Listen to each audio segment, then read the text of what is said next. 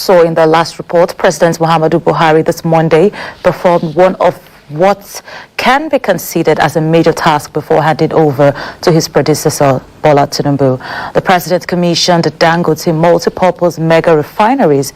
It is a development that has left many Nigerians excited, believing it will be a game changer for Nigeria. This report looks at the good, the bad, and the realities of having a Dangote refinery.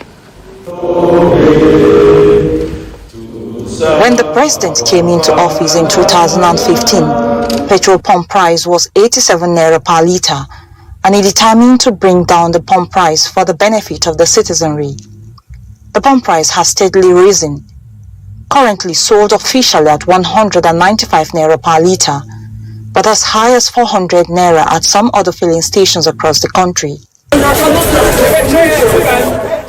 Average daily petroleum consumption is put at 68 million litres per day, though this figure is disputed by some industry players who say the actual figure is half of that, insisting the remainder is smuggled to neighboring countries.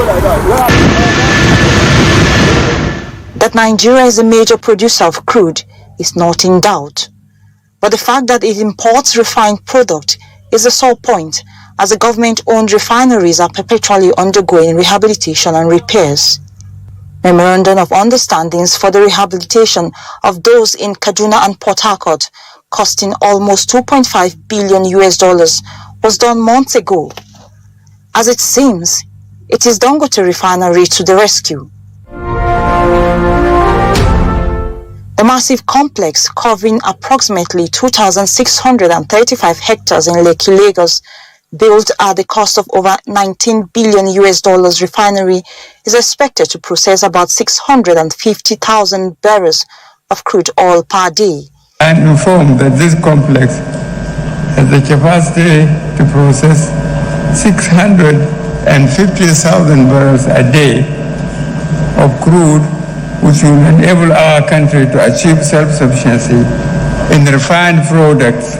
At full capacity, it can meet 100% of Nigeria's consumption need.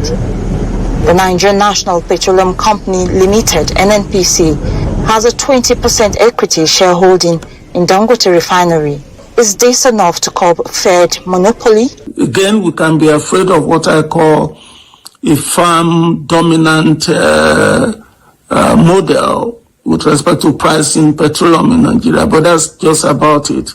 Farm dominant means you have a seller in the market that has significant contributions to the market supply, and that's what we are going to live with for a while.